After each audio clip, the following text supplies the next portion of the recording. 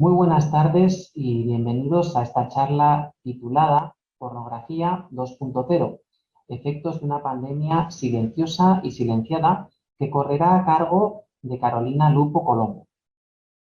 Carolina es licenciada en Psicopedagogía por la Universidad Católica de Santa Fe, Argentina. Es también máster en Bioética por la Universidad Católica de Murcia y doctoranda en Educación y Psicología por la Universidad de Navarra.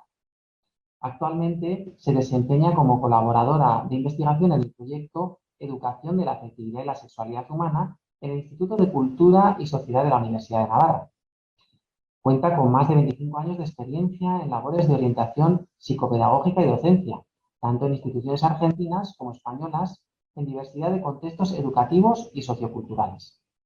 Se ha desempeñado además como asistente de investigación en la Unidad de Diagnóstico y Terapia Familiar en la Clínica Universidad de Navarra, y durante los últimos años viene impartiendo docencia en cursos de formación para padres, educadores y jóvenes. También ha colaborado dando clases en las carreras de Psicología y en el Máster de Matrimonio y Familia. Al mismo tiempo brinda conferencias a diferente público en temáticas relacionadas con prevención de pornografía en España, Argentina y México. Y bueno, sin más dilación, voy a dejar paso para que Carolina presente este interesante tema. Bueno, hola a todos, como ya me han presentado, simplemente decirles que es un gusto para mí estar hoy compartiendo este espacio y este tiempo con todos ustedes. Me voy a permitir el compartir pantalla para poder entrar de lleno en el tema que nos interesa. Bueno. Entonces, ahora sí. Creo que nos vemos bien. Hemos titulado a esta sesión Pornografía 2.0, efectos de una pandemia silenciosa y silenciada. Iremos viendo poco a poco por qué le llamamos así y por qué le hemos llamado también efectos de una pandemia en estos tiempos tan especiales que estamos atravesando. Lo cierto es que este es un artículo que he escrito hace unos 7 años ya, 6, 7 años, y surge a partir de ¿qué? A partir de una realidad que nos estaba interpelando. Desde los ámbitos educativos había profesores, docentes que nos transmitían una cierta inquietud con cosas que veían, que conversaban con sus alumnos. Desde el ámbito sanitario también surgía esta interpelación, ¿sí?, de pediatras, de médicos que se encontraban con una nueva realidad que no sabían realmente cómo manejarla. Y también desde los ámbitos pastorales, sacerdotes que escuchaban problemáticas, situaciones, conflictos en gente, por ejemplo, que confesaba, ¿no?, entre sus feligreses, y que, bueno, les faltaban elementos para ver qué podían hacer con esto. Entonces, nos hemos dado cuenta a partir de ese momento en el cual todavía no se hablaba mucho de esta situación, que era una realidad que estaba presente, como decía anteriormente, en muchos ámbitos, pero que realmente no se hablaba demasiado. Debo decir que desde el 2014, 2015 hasta la fecha, es mucho más lo que está en la gente, mucho más lo que está en los medios, y ya hay un poco más de personas que se van animando, haciendo estudios, interpelando, cuestionándose, e intentar de dar respuestas y soluciones a este problema. Brevemente diré entonces que en esta sesión vamos a intentar conversar un poquito, definir de qué estamos hablando cuando hablamos de pornografía, en qué contexto es el que surge, cuáles son los patrones de consumo, los efectos que esto produce tanto en el sujeto como en su familia y en la sociedad en general, y fundamentalmente me gustaría dar al final una pincelada de qué podemos hacer como educadores. Cuando hablo de educadores, me refiero a padres, a profesores, docentes, sacerdotes, todos aquellos que estamos en algún punto ayudando a las personas a crecer. Porque en realidad mi objetivo no es solo concienciar y problematizar, pero con el fin de asustarnos de lo que está sucediendo, sino que realmente podamos tomar esto en nuestras manos y de alguna manera empoderarnos ante esta realidad que nos está interpelando. También quiero aclarar que como esta es la primera sesión de un ciclo en el cual profesionales, colegas del tema, expertos en el tema, van a profundizar bastante, entiendo yo, algunos de estos puntos, me permitiré dejar dado un pantallazo de algunas cosas para poder profundizar otras que creo que tienen mucho valor. Entonces, vamos a intentar entender, interpretar de qué hablamos en realidad cuando hablamos de pornografía. Y si nos referimos a la RAE, lo buscamos en el diccionario, en la Real Academia Española, define pornografía como presentación abierta y cruda del sexo que busca producir excitación. Quedémonos con este objetivo. También como un espectáculo o producto audiovisual que utiliza la pornografía. Tratado acerca de la prostitución. Mientras que, y esta distinción me parece muy importante hacerla, cuando hablamos de erotismo, el diccionario se refiere a amor o placer sexual, carácter de lo que excita el amor sexual. Lo primero que vemos en estas dos definiciones es que el objetivo es diferente. Fíjense que cuando hablamos de pornografía hablamos directamente de producir un efecto de excitación. Mientras que cuando hablamos de erotismo, está aquí la palabra amor. Aquí ya nos va dando una pequeña diferencia. En la palabra pornografía nos referimos a una sola persona, a un objeto, a una línea muy, muy directa de efecto y lo que produce, ¿no? Perdón, producto y el efecto que produce. Mientras que cuando hablamos de amor o de amor sexual, ya estamos de alguna manera hablando de una relación de dos personas. En la pornografía vamos a ver que hay una exaltación de la dimensión física, mientras que en el erotismo estamos también hablando aquí de algo que refiere al placer y a la sensualidad fruto de ese amor. Vamos a ver otra definición que me parece muy interesante.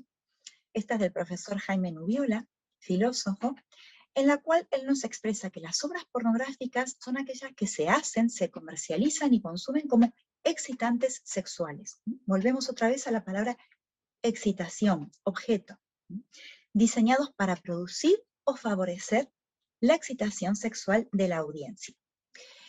En esto quisiera también hacer una breve explicación a nivel histórico, ¿no? Tanto la palabra pornografía como la palabra obscenidad tienen raíces etimológicas comunes, del griego y del latín.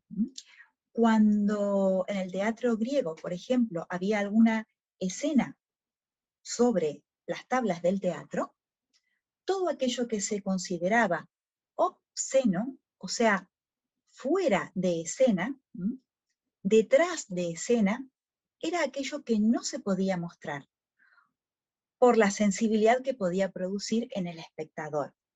Y en este caso tenían que ver tanto las escenas sexuales, por ejemplo, como aquellas que tenían que ver con muerte o una exagerada violencia. Entonces, todo aquello que era obsceno, detrás de escena, era aquello que no se podía ver, no se podía mostrar.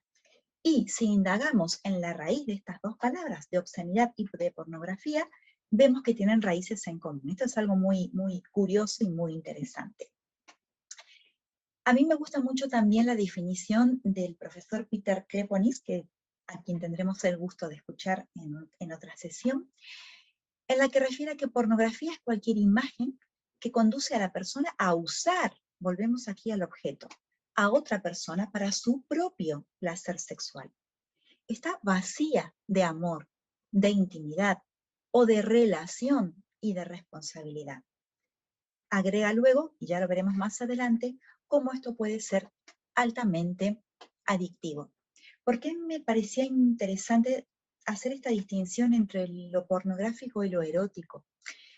Porque luego vamos a ver cómo desde la doctrina social de la Iglesia, desde Juan Pablo II también, y todo lo que luego conduce la teología del cuerpo, el Papa retoma y revaloriza la palabra erótico como el eros, aquello que realmente es nuestra fuente de amor y aquello hacia lo cual estamos orientados y que da sentido a nuestra existencia.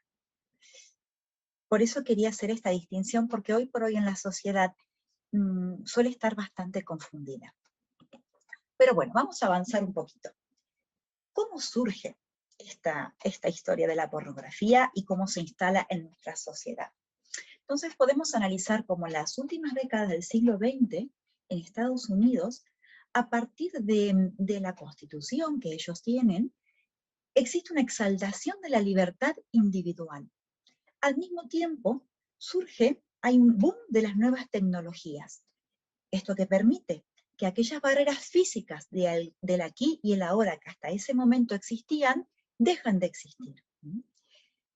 Esa exaltación de la libertad individual va respaldada de una doctrina constitucional que la protege.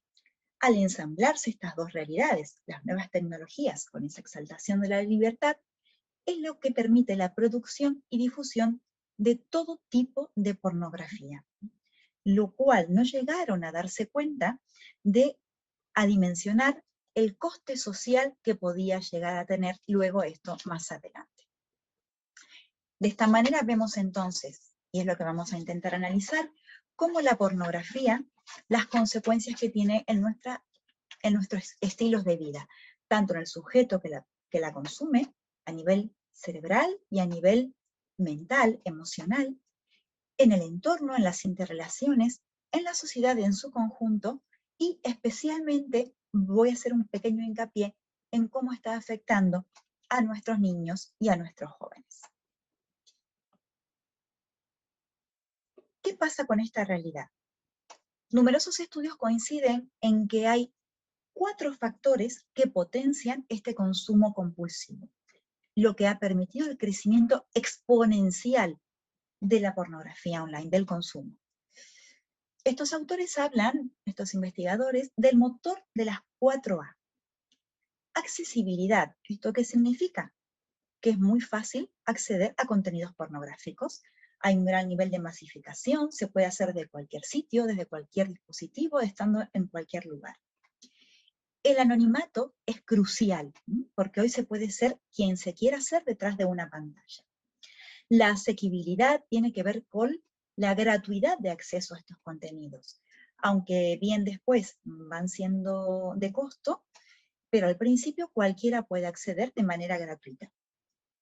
La aceptabilidad tiene que ver con una cierta licencia social, una aceptación por parte de la sociedad de que no pasa nada con esto. Esto existe y ya, es lo que hay. Ya veremos un poquito, analizaremos cada uno de estos factores. ¿Y por qué puse 4A más una A? Porque si bien no es un factor que potencie, sí es una característica de esta nueva realidad y tiene que ver con la agresividad. A la pornografía online se le llama el nuevo crack de las adicciones. ¿Y esto por qué? Debido a la agresividad con que arrebata la vida de las personas que consumen. Hay un camino desde lo light, podemos llamar, o desde lo suave, a la insensibilidad por el consumo de un material extremo y violento que es muy corto. Ese camino es muy corto. Por eso hablamos de una característica de agresividad en cuanto al arrebato de la libertad de estas personas consumidoras. Esto podemos ver, toda la evolución, todo lo que va sucediendo. Pornhub, para quienes no lo saben, es una de las principales páginas de contenidos pornográficos, pero lo interesante que tiene esta página es que nos remite anualmente muchos datos estadísticos. Aquí podemos ver cómo esto, ¿no? Como antes, a partir de Playboy, una revista, se podía acceder, pero claro, todo esto tenía que ver con poder ir al kiosco, que el kiosquero no conozca a tus padres y no les cuente lo que has comprado, llegar a tu casa, esconder la revista debajo de la cama, ¿no? Lo que vemos en muchas películas. Mientras que ahora esta evolución de lo pornográfico lo tenemos en acceso a través del móvil, de cualquier manera, como decíamos, accesible, asequible y anónimo. Esto también es muy interesante, ya que en los últimos congresos que hay, por lo menos yo tengo los datos aquí en Europa, de las últimas tecnologías, es muy interesante ver que uno de los sectores que más va evolucionando a nivel de la demanda del consumidor, en lo que es la realidad virtual, por ejemplo, es el sector de la pornografía online. Es uno de los sectores que más está evolucionando. Esta es otra realidad que tenemos aquí, por ejemplo, en España. Esto es del año, bueno, de hace unos años ya, donde Valencia se consideraba la ciudad culturalmente porno, ¿m? Como una, pero como algo que lo resaltaban, ¿no? Como algo positivo. Fíjense, este festival, Valencia Sex Festival, y el porno sí es cultura.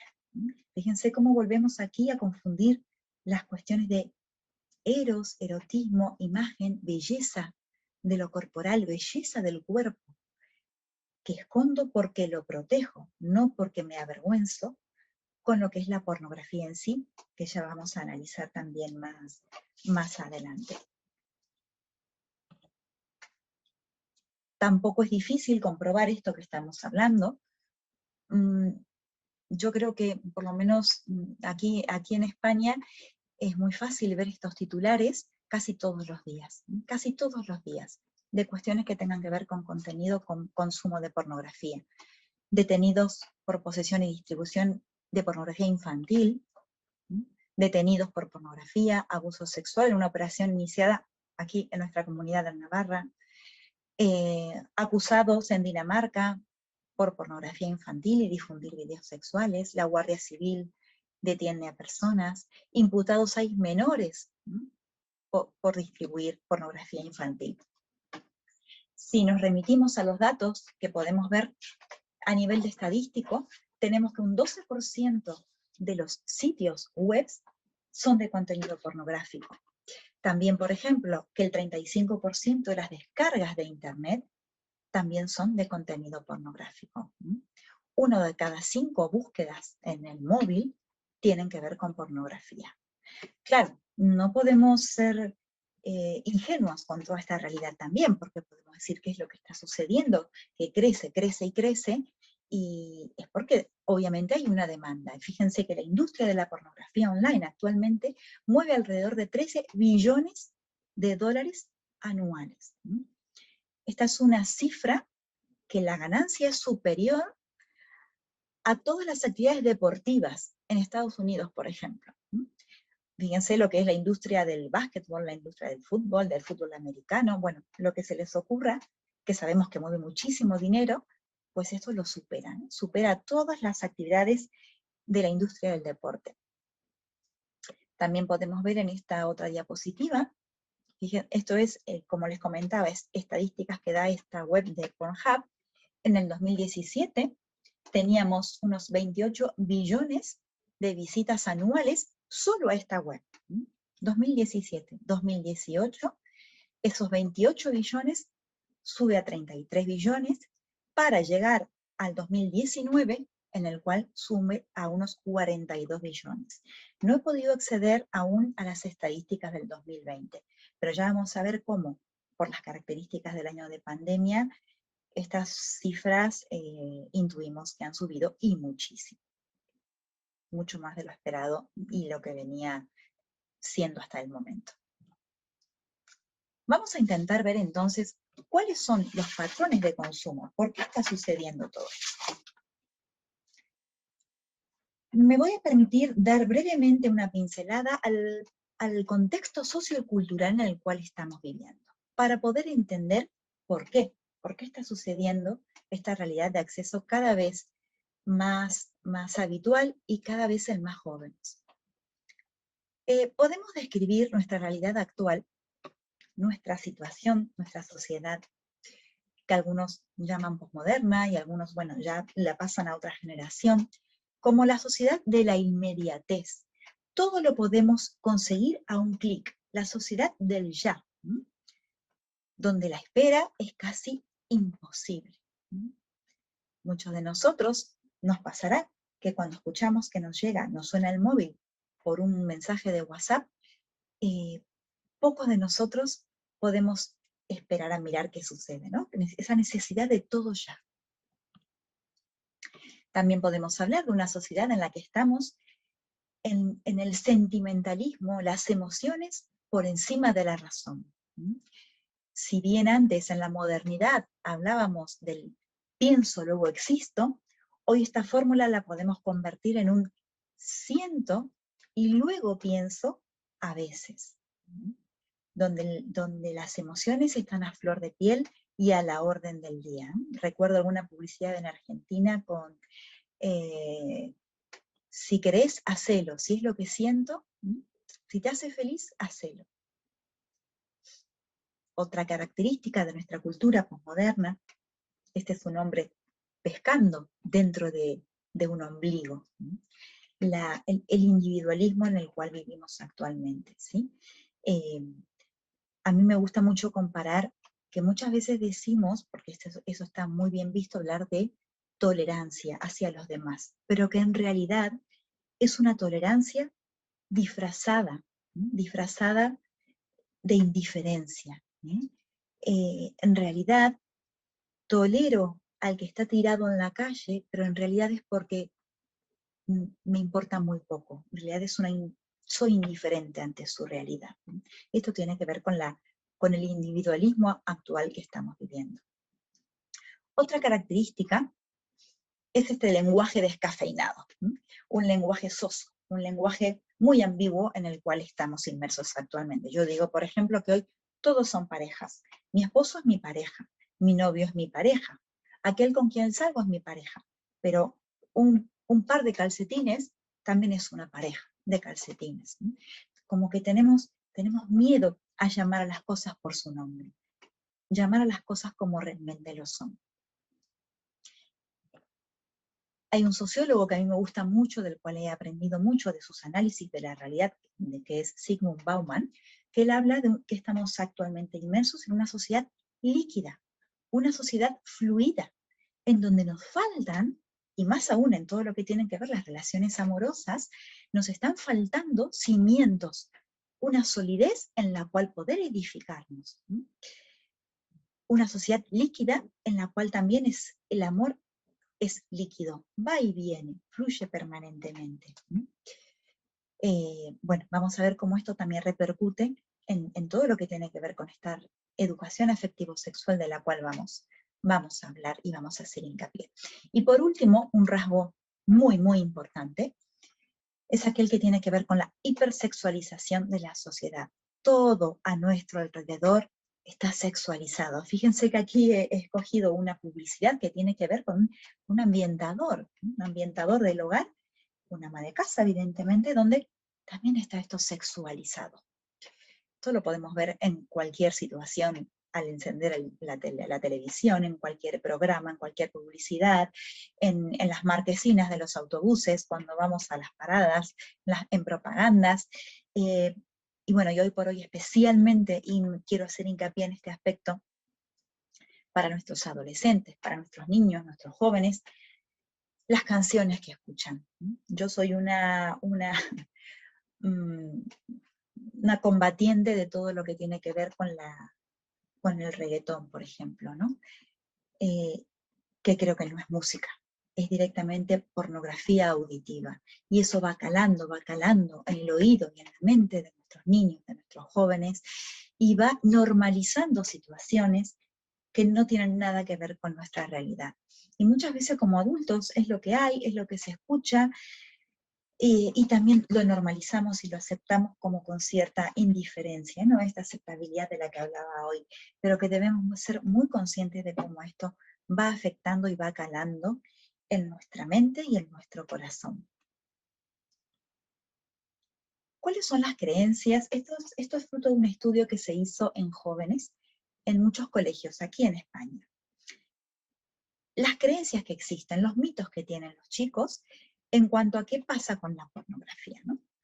Una de ellas es normal, todos a mi edad lo hacen, cuando en realidad ni es normal ni todos lo hacen, ¿no? Pero este es un mito que está dando vuelta. Otra característica, otra creencia, es que le da más emoción o intensidad a la relación de pareja. Y en esto tenemos numerosos estudios que evidencian exactamente lo contrario. Es proporcionalmente inversa esta relación. Cuando una pareja consume pornografía, la intensidad y la emoción, en cuanto a una relación realmente de amor estamos hablando, es inversamente proporcional. Me lo paso bien y no le hago mal a nadie. Esto es terrible porque en realidad primero lo que estamos, bueno, vamos a ver cómo el primero que se hace daño es el propio consumidor. Pero luego también podemos ver como el no le hago daño a nadie, hay un absoluto desconocimiento y desinformación de lo que ocurre detrás de la pantalla. La gran explotación que hay con tantas mujeres que se aprovechan de su vulnerabilidad y que, bueno, lo que sucede en el comercio detrás de las pantallas, estas con actrices de la pornografía, es terrible en cuanto a explotación, en cuanto a, sí, violencia, aberración, y bueno, ha habido muchos estudios últimamente donde se preguntaban qué estaba pasando con la cantidad de suicidios de mujeres actrices de porno. Entonces hay toda una realidad ahí que hay que realmente conocer y difundir mucho, porque el daño es a muchas personas, empezando por uno mismo. Ver pornografía me ayuda a saber más sobre el sexo. Esto es una respuesta que la escuchamos también muy a menudo. ¿Qué se puede aprender viendo pornografía? En realidad, si queremos indagar un poquito en esto, lo que se puede aprender solamente tiene que ver con algunas técnicas de, casi diría, de coito sexual. Cuando hablamos de esto casi estamos hablando con un lenguaje animalesco. No tiene nada que ver con el ser humano, no tiene nada que ver con la antropología personalista que nosotros manejamos, que nosotros defendemos, de una persona integrada en la cual en una relación sexual entra en juego todas sus dimensiones, bio, psico, socio-espiritual, y el encuentro es un encuentro con un otro. No tiene nada que ver con técnicas, con guiones sexuales que presentan los contenidos pornográficos y que no tienen nada que ver con nuestra realidad. Este tema a mí no me afecta, está muy lejos de mi realidad. Esto también es algo que se puede escuchar en ciertos círculos, en ciertos ambientes, donde parece que esto está muy lejos, cuando en realidad es una situación que se da con tanto anonimato, que por ejemplo esto lo hablamos mucho en la universidad, ¿no? Con alumnos universitarios o en colegios secundarios. Puede ser tu compañero el que esté consumiendo y no te enteras, ¿no? No te enteras. Con un poco no pasa nada, lo puedo controlar, es otro mito que existe en torno a la pornografía, y que ya vamos a indagar también, vamos a ver un poquito con más detenimiento lo que se denomina el fenómeno de la pendiente resbaladiza. El poder controlarlo quizás al principio se hace muy difícil a medida que se va avanzando en esto. Podemos preguntarnos, ¿qué busca quien busca? ¿Qué busca el consumidor de pornografía? Primero, satisfacer una curiosidad. Esta es una característica que hay que tener muy en cuenta porque es lo que más puede suceder en nuestros hijos, en nuestros niños. Sabemos que hay una cierta edad, en una preadolescencia, adolescencia, donde todo lo que tiene que ver con sexualidad nace de una sana curiosidad, que claro, ahí está nuestro deber como educadores después, el poder darle un cauce. También se puede buscar una cierta excitación placentera. Esto es lo que hablábamos hoy en cuanto al objeto de la pornografía. Es una situación, una excitación autorreferencial. Generalmente tiene que ver con el placer y la excitación hacia uno mismo, y que suele terminar en lo que hablamos con la masturbación propiamente dicha. también se puede buscar una cierta fuga de la realidad, una evasión a través de la fantasía. Una persona que está muy estresada con su situación laboral, con sus estudios o con su realidad familiar o de relaciones interpersonales, esto lo que hace es como fugarnos de esa realidad hacia una fantasía. También se puede buscar una cierta sedación, pero esto se transforma en un acto analgésico en solitario, acallar aquellas cosas que nos están agobiando o que nos están estresando en algún momento. Aquí simplemente, este es otro dato. Tenemos aquí, quise remarcar la situación de Argentina, en el cual podemos ver cuál es la edad de los consumidores, la edad de quienes visitan, y vemos que tenemos un 30% de consumidores entre 25 y 34 años, pero me parece también que es muy importante el 18% que tenemos, casi un 20%, en sujetos entre 18 y 24 años. Claro, como estos estudios se supone que los menores no pueden tener acceso, no tenemos el dato aquí de menores, pero sabemos que también es muy grande y que esto va increyendo. Quisiera aquí detenerme en explicar que existen diferentes grupos de consumidores. Esta es una realidad, un estudio que hace en la Universidad de Stanford este profesor, que es Sal Cooper, este investigador, y él habla de que existen grupos que son recreativos, simplemente aquellas personas, aquellos sujetos que consumen de manera muy poco habitual, esporádicamente, y que no suele haber influencia aquí de la masturbación. Puede ser con o sin masturbación. Un segundo grupo, que son aquellos compulsivos sexuales. ¿Qué significa esto? Personas en las cuales hay algún problemas sexuales previos y que ahora han transferido al uso online. Mientras que existe un tercer grupo que el Cooper denomina usuarios en riesgo, y que este es el grupo de sujetos que no hubiera tenido ningún tipo de problema con la sexualidad ni con la pornografía si no hubiera aparecido la posibilidad de consumirla a través de Internet. Y este grupo es el que más atención tenemos que prestar porque es el grupo de crecimiento explosivo, en el que están nuestros niños, nuestros adolescentes y nuestros jóvenes. ¿Cuáles son los posibles desencadenantes que pueden llevar a consumir pornografía? Podemos hablar de desencadenantes externos y también internos. Referimos a desencadenantes externos a aquellos que son directamente eróticos o pornográficos, directamente o indirectos, por curiosidad, un anuncio, como decíamos hoy, una canción, un sitio, un cierto tema de conversación. Recuerden que hablábamos de una sociedad que está absolutamente hipersexualizada, entonces estos estímulos están a la orden del día. Y también tenemos lo que denominamos desencadenantes internos o gatillos. Quiero que recuerden muy bien este acrónimo, porque es muy interesante poder identificar algunas de estas situaciones a las cuales podemos estar expuestos. Este es un acrónimo que se utiliza, en realidad lo utilizan los profesionales para cualquier tipo de adicción. Es el BLAST, lo podemos ver en vertical, en verde. ¿Esto qué significa?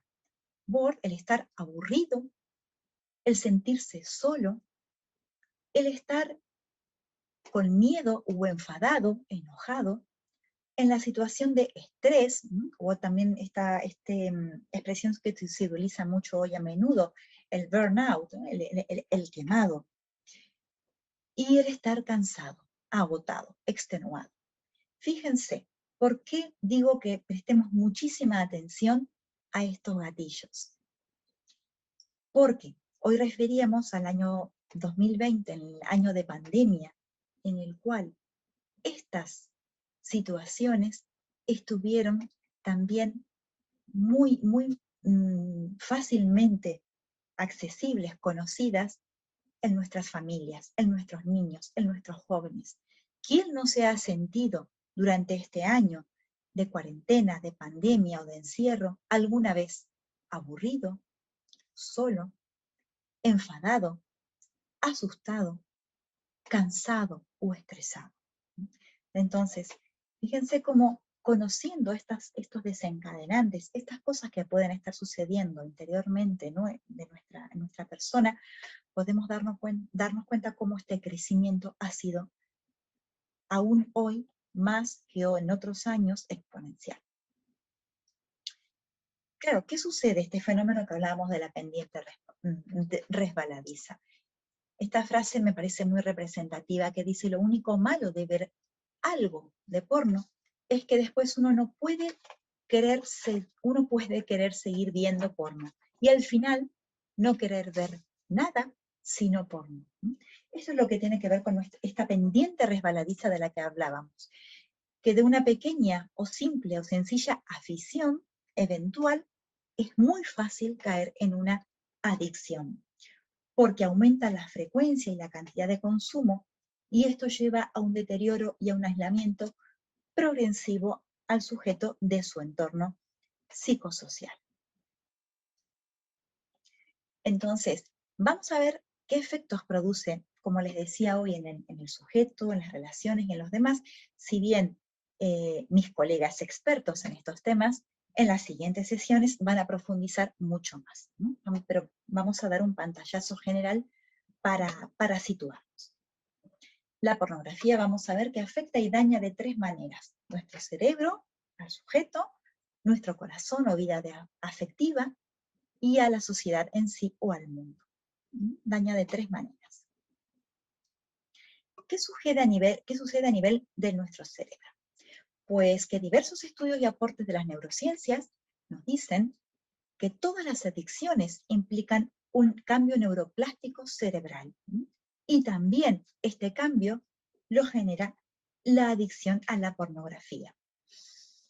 Cuando hablamos de cambios neuroplásticos, estamos hablando de todo el cableado cerebral que sucede en nuestro sistema nervioso.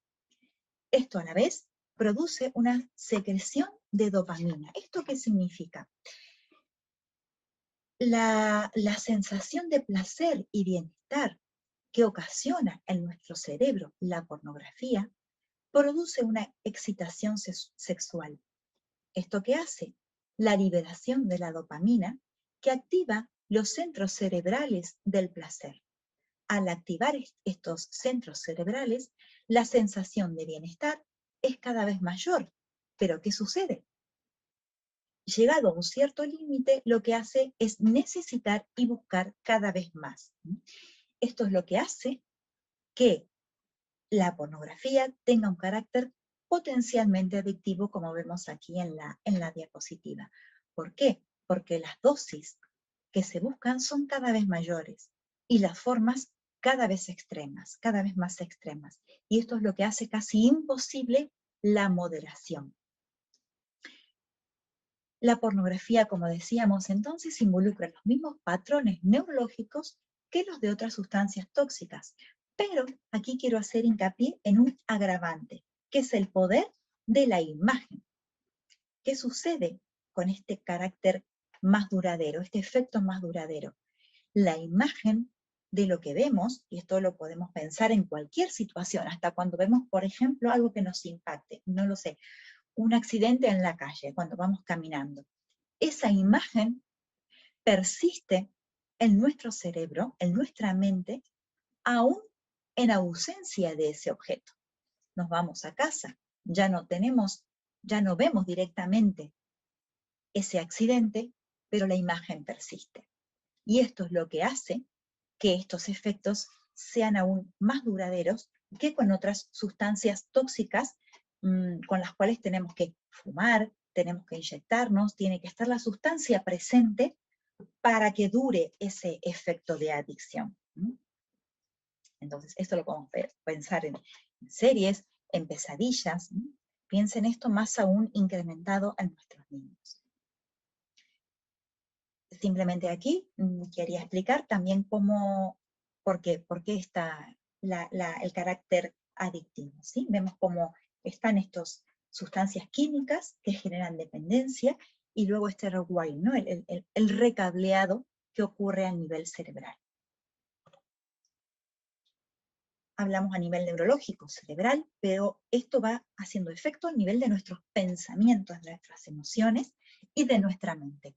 Entonces, una de las principales conclusiones a las que llegamos es que a nivel mental, a nivel emocional, lo que hace la pornografía online es falsificar lo que es el verdadero amor.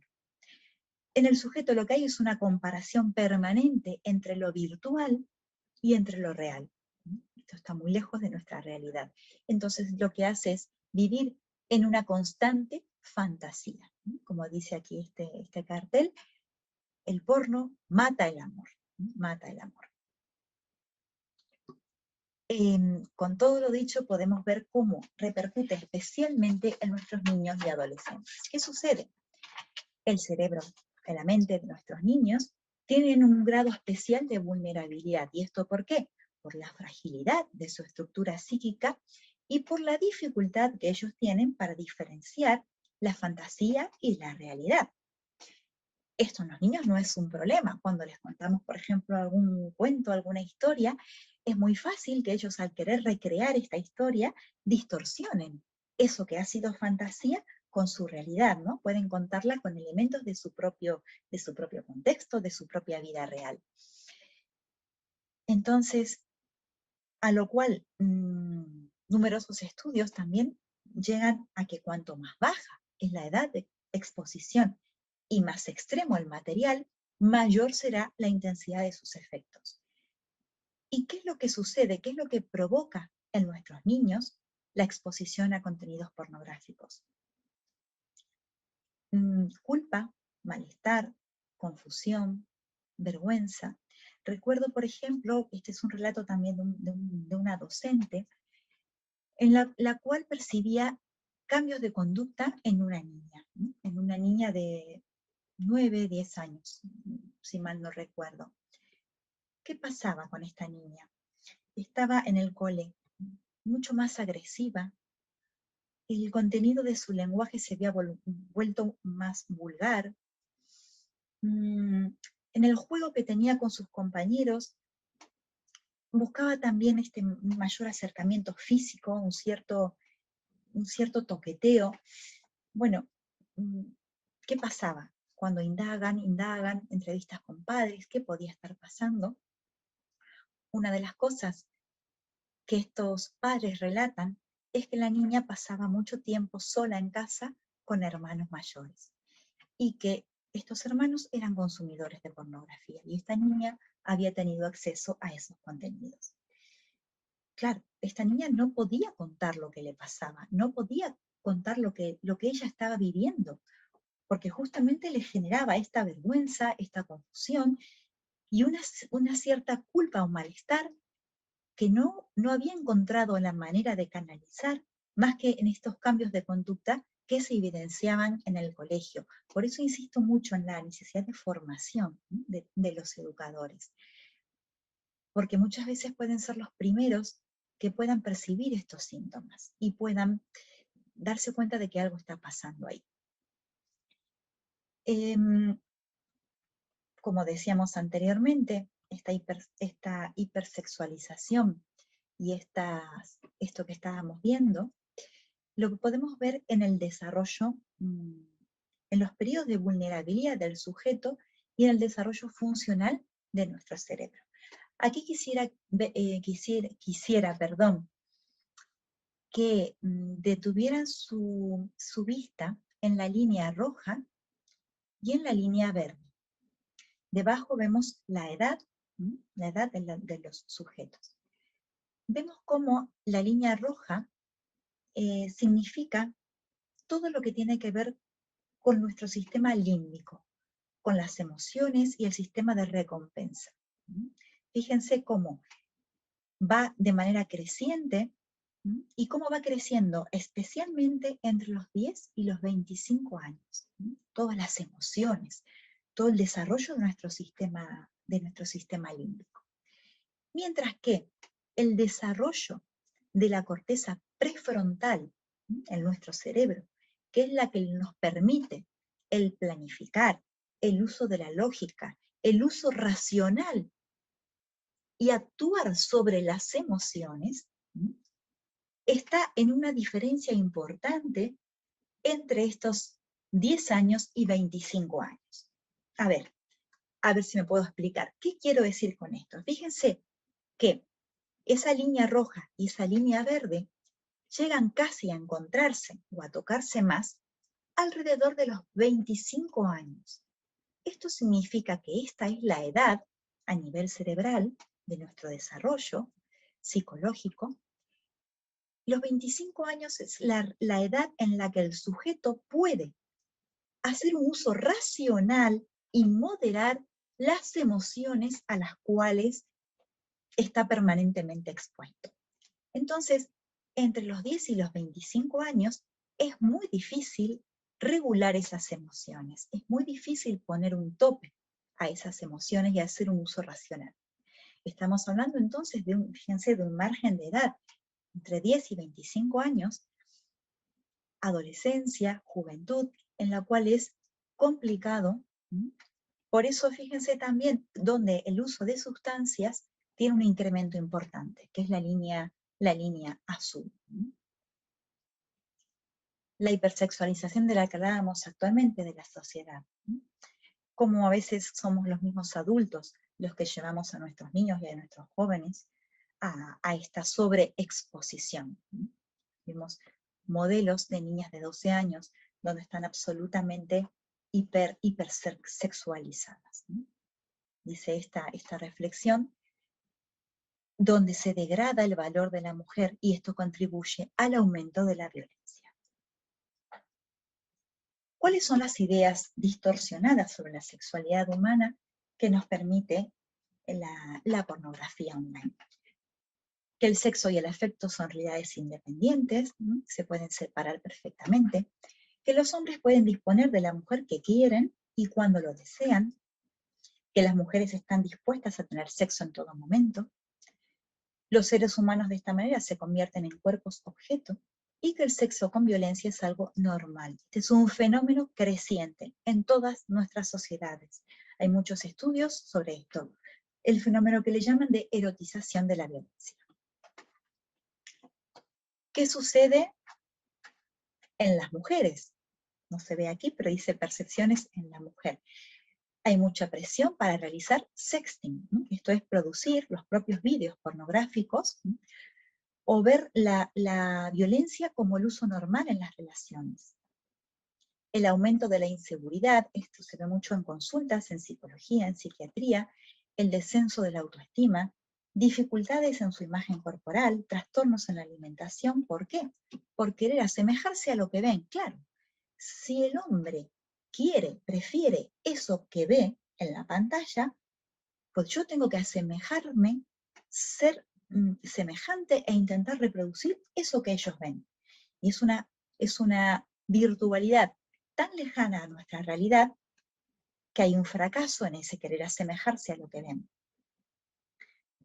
Y lo que decíamos, se va normalizando la idea de que la violencia es sexy y que hay que recurrir a ella para resultar más atractiva. Muchas han perdido en estas relaciones la ilusión del misterio y el encanto de la seducción. Vemos ahora qué sucede, especialmente en los varones. Son más propensos a pensar que las mujeres disfrutan de esa violencia sexual. Hay una mayor probabilidad de ver a la mujer, decíamos, como un objeto sexual. Comienzan a sentirse atraídos por imágenes de mujeres ficticias y virtuales, en lugar de por seres humanos reales.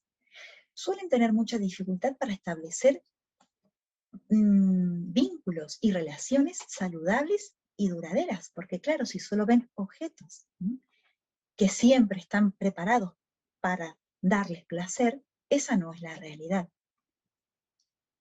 Y acaban siendo incapaces de ser dueños de su propia sexualidad. Recuerdo también aquí un caso de un alumno universitario que recurre a terapia porque, bueno, y entre algunas de las cosas, él recurre especialmente por temas de ansiedad, fíjense qué curioso, ¿no? Pero una de las cosas que relata es que él veía a sus compañeras, con las cuales estudiaba, y a lo mejor les preguntaba algo en relación a un contenido de una asignatura, pero en su imagen, enseguida, con la compañera de frente, no podía ver a una compañera de estudio, veía un cuerpo, ¿sí? Veía las imágenes que él tenía en su mente. No veía a alguien con un nombre, dándole una respuesta, sino un cuerpo.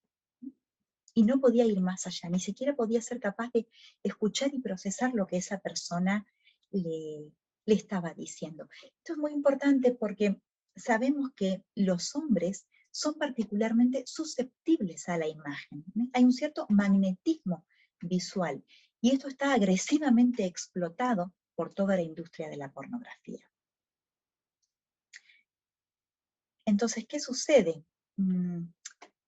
Quiero hacer una pequeña reflexión al respecto.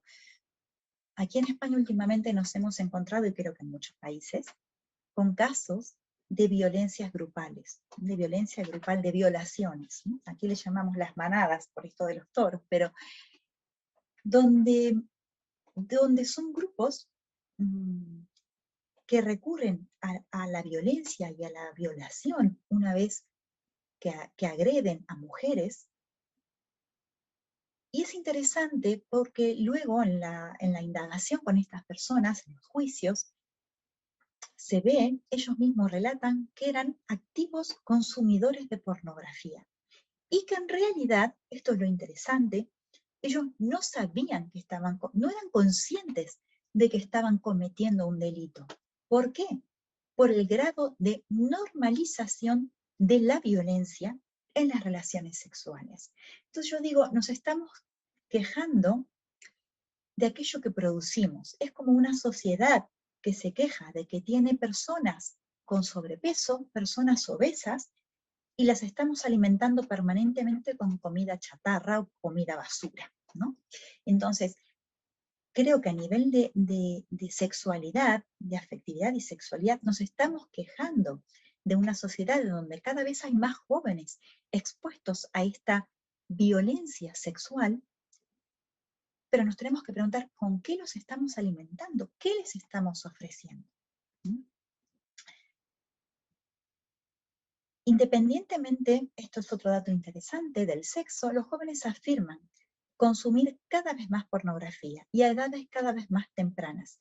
Si bien la mayoría de los estudios refieren que 1/3 es población femenina, 2/3 es masculina. Y esto está asociado a conductas de riesgo. No es una cosa que simplemente vaya por un lado y mis hábitos de vida van por otro. Está asociado a conductas en un inicio más precoz de la actividad sexual, un aumento en la frecuencia de los comportamientos de riesgo, una mayor tolerancia a la promiscuidad, una mayor asociación con la asunción de otras conductas de riesgo, de otras adicciones, por ejemplo, tabaco, cannabis u otras drogas, y atención, también un mayor desarrollo de estereotipos de género. En la sociedad actual, donde permanentemente está esta cuestión de género, de quién vale más, y feminismos y machismos, y nos quejamos de esto, ojo, porque la pornografía online nos está indicando cada vez más de un hombre cada vez más ridiculizado, más animalizado, y un hombre que no tiene el control sobre sí mismo, y una mujer que simplemente es objeto, responde a esa demanda. Fíjense, ¿no? El hombre en situación de poder y la mujer en una absoluta situación de vulnerabilidad. Esto es lo que se nos vende, esto es lo que consumen, y esto es de lo que nos quejamos después en estas luchas de feminismo y machismo. Entonces, voy a hacer una pequeña pincelada también de qué es lo que puede suceder en el entorno social y familiar en estas personas. Y esto se constata permanentemente en terapias especialmente. Bueno, que este sujeto está en un aislamiento progresivo de todo su entorno. También se da la realidad de discusiones permanentes y conflictos, tanto en el vínculo marital, en la pareja, como en el vínculo paterno-filial. Hay una gran tendencia a reaccionar con ira, como una actitud defensiva. Todas aquellas actividades que hasta el momento le causaban placer, actividades placenteras, comienza un cierto abandono, a dejar de disfrutar. Existe un progresivo cansancio crónico, y bueno, también esto repercute especialmente en una relación de pareja, en el incremento del uso de la mentira y en la pérdida del interés también en el entorno, en el encuentro sexual. Vemos cómo entonces la realidad actual nos está metiendo en lo que algunos autores llaman una danza sinérgica entre lo que es Internet y lo que es la sexualidad. Como si hacia los años 60 el tabaco era socialmente aceptable porque no se conocían los daños que podía ocasionar, actualmente pasa un poco lo mismo con la pornografía online. No se termina de tomar conciencia de los daños que ocasiona, y por eso socialmente todavía sigue siendo aceptable o inocua en apariencia. Esto es un verdadero riesgo que está ocurriendo actualmente oculto para lo que es la sanidad pública. Fíjense también, fue en el 2016, la revista Time fue la primera vez que habla de esto, ¿no? Y habla de la pornografía y qué sucede con la virilidad, con la masculinidad. Y nos dice que es la primera generación de hombres que está creciendo con un acceso ilimitado a la pornografía. Cuando yo pienso en esto, pienso, son nuestros hijos, pueden ser los novios de nuestras hijas, son los futuros padres. Todavía no se sabe qué es lo que va a suceder con esto. En Estados Unidos es interesante saber que existen verdaderas clínicas de desintoxicación, así como de otras adicciones, de desintoxicación al consumo de la pornografía. Esto que habla aquí también la revista Time, habla de, bueno, en la sigla es PIED, pero es la disfunción eréctil producida por la pornografía. Este es un trastorno psicopatológico que antes no existía, o por lo menos no había evidencia de esto a nivel científico, y que esto está creciendo cada vez más también. ¿Qué hacemos con esto? ¿Qué podemos hacer? Porque lo que hablaba al inicio de la sesión, si bien podemos asustarnos con esta realidad, también podemos hacer uso de los recursos para dar una respuesta, para posicionarnos y para poder ayudar a nuestras generaciones a crecer de manera saludable. Esta es una diapositiva que quise poner porque digo, ¿qué pasa a nivel social con la prevención? ¿Se está haciendo algo a nivel de medios de comunicación, a nivel de gobierno? Fíjense cómo estas son publicidades del gobierno de España, en donde claramente los efectos, por ejemplo, del fumar, del alcohol, de las drogas, de todo lo que puede suceder a nivel de adicciones, estas adicciones, hay campañas muy fuertemente creadas para concienciar a la sociedad de lo que sucede y de prevenirlo. Pero yo, al menos aquí en España, creo que en Argentina tampoco, nunca he visto ninguna campaña de prevención en esta línea. Sí voy a rescatar que en Estados Unidos hay muchos movimientos que están luchando contra el consumo de la pornografía. Pero claro, esto tiene que ver también con lo que comentábamos al principio. Sociedades altamente tecnificadas, como son en este caso Estados Unidos, Canadá, Reino Unido, Australia, ya están como dándole una vuelta porque están viendo claramente los efectos. Es lo que comentaba hoy, que realmente lo ven como un problema de salud pública. Hay estados Miren, la primera diapositiva del cartel, fíjense, esto es en Australia, donde al entrar a una determinada ciudad habla de un área protegida, no bebidas y no pornografía. Y esto está, como pueden ver, en la carretera.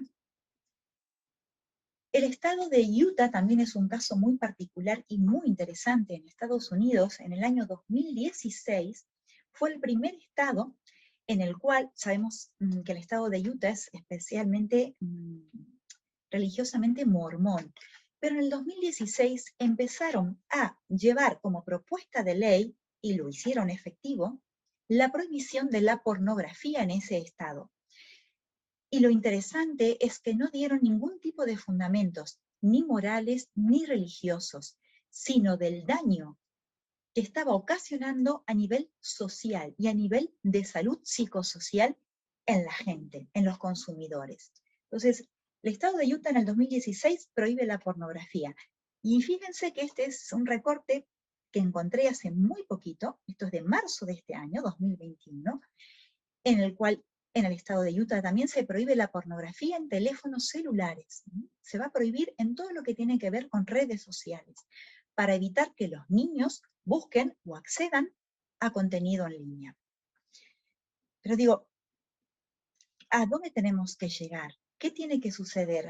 ¿Qué tiene que pasar para que como sociedad reaccionemos? Tantas cosas que miramos hacia estas otras sociedades tan tecnificadas y tomamos a veces como ejemplo o como contraejemplo, no podemos ver también, no podemos aprender que tenemos que hacer campañas de prevención desde ya para no llegar a tener que poner clínicas de desintoxicación como les está sucediendo a ellos. Pero bueno, este es otro tema para analizar, ¿no? Que tendríamos que estudiar. Entonces, lo que vemos hoy en nuestra sociedad, en nuestros niños, en nuestra cultura, es que la pornografía se está convirtiendo en un verdadero agente socializador y educador de la sexualidad en muchos de nuestros jóvenes. ¿Qué podemos hacer para esto? Pues prevenir con eficacia. ¿Y qué significa el prevenir con eficacia? Poder ofrecerles una formación afectivo-sexual que le permita tomar decisiones saludables y fundadas frente al exceso de información indiscriminada. ¿Qué es lo primero que podemos hacer como educadores?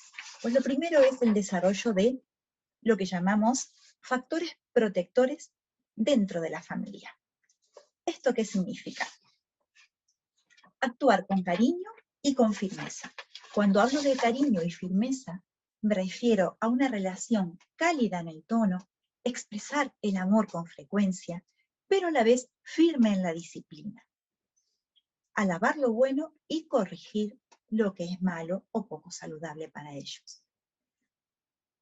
Ser capaces, como educadores, de supervisar lo que ven, lo que oyen y lo que leen. A mí me gusta mucho utilizar la imagen de ser padres drones. ¿Esto qué significa? Estar a una cierta distancia de la realidad de ellos, de esto de lo que ven, de lo que oyen, de lo que leen, de sus amigos, de su entorno, del colegio, a una cierta distancia, respetando a la vez la intimidad. Cerca, pero no tanto. Pero estar. La pedagogía de la presencia, que me gusta mucho también utilizar ese término. Ser padres preguntables. ¿Esto qué quiero decir con esto? Ser padres que tengamos siempre abiertos los canales de comunicación con nuestros hijos o con nuestros alumnos. Que vean en nosotros personas capaces y dispuestas a no asustarnos con lo que nos puedan preguntar, con lo que nos puedan plantear. Esto nos lleva a ser padres sensatamente imperfectos. Me gusta mucho esta frase porque a veces queremos ser tan perfectos que esto, ¿no? Lo perfecto es enemigo de lo bueno. Y ser conscientes de que no vamos a ser perfectos, sino sensatamente imperfectos, es lo que nos pone en el sitio de ser padres idóneos. Idóneos significa tener una coherencia de vida. Yo le digo a mi hijo que no esté permanentemente con el móvil o que no lleve el móvil a la mesa, pues yo soy el primero que no debo hacerlo. Esto es muy sencillo de comprender. Y ser padres idóneos también significa desarrollar en nosotros habilidades para responder al contexto cultural que nos está interpelando. Esto nos invita a estar permanentemente formándonos. Ser capaces de crear una red de familias empoderadas.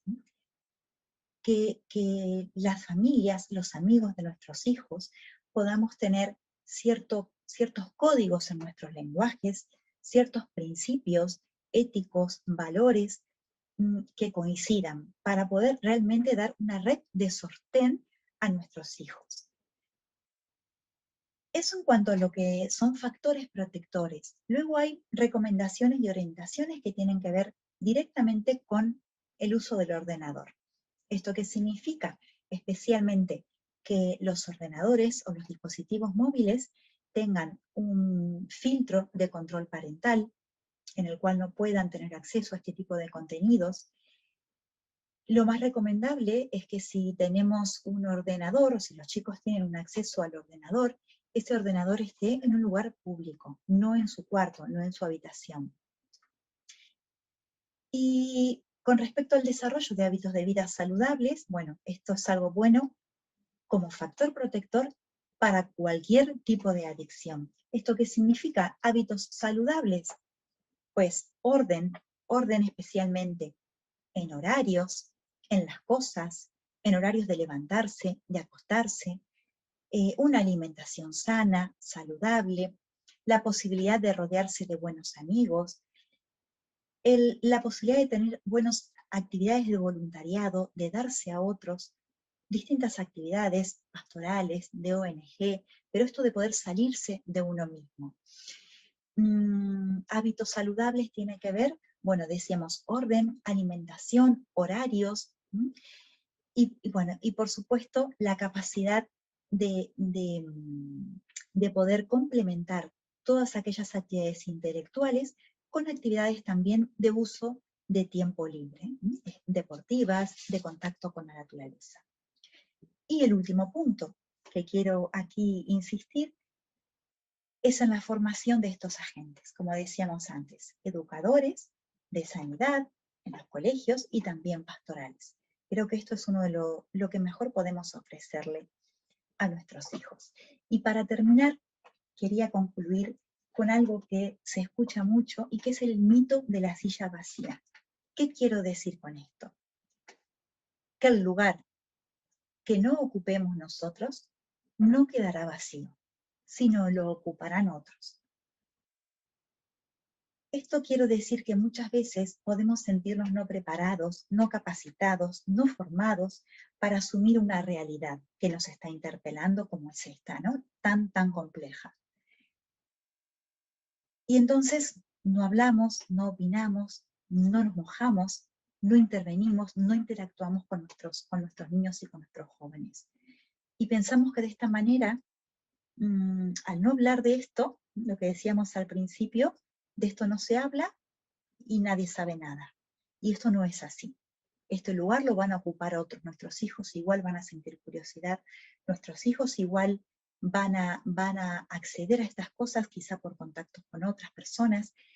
Y ese ocupar otros, seguramente no van a ser esas personas o estos sujetos los cuales nosotros elegiríamos para educar a nuestros hijos, ¿no? Entonces, no podemos permanecer ajenos, no podemos permanecer ingenuos, sino que debemos formarnos para poder actuar y dar respuestas cada vez más acertadas y cada vez más adecuadas, idóneas, a lo que nuestra generación de niños, adolescentes y jóvenes está necesitando. Monseñor, Robert Finn termina con esta frase que a mí me gusta mucho, en la cual nos explica que el verdadero problema de la pornografía no es que revele demasiado de la persona que está expuesta en la imagen, sino que revela demasiado poco de ella. La persona en la imagen es reducida a sus órganos y a sus facultades sexuales, y de esa manera se despersonaliza. para terminar, ahora sí, voy a intentar compartirles este pequeño vídeo, que es el resumen de todo lo que hemos hablado. Y con esto ya me despido y les agradezco muchísimo vuestra atención. Espero haberles generado inquietud, pero a la vez fortalezas para poder hacer frente a esta compleja realidad.